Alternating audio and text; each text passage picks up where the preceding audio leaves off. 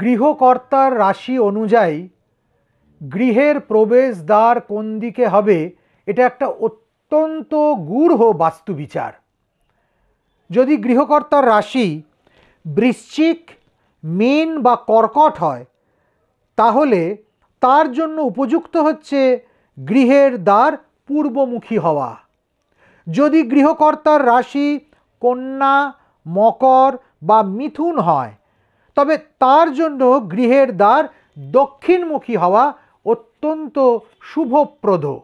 যদি গৃহকর্তার রাশি মেষ, সিংহ বা ধনু হয় তাহলে তার জন্য গৃহের দ্বার উত্তরমুখী হওয়া শুভদায়ক। যদি গৃহকর্তার রাশি তুলা, কুম্ভ বা বৃষ হয় তাহলে তার জন্য গৃহের দ্বার পশ্চিম দিকে হওয়া অত্যন্ত ফলপ্রসূ হবে।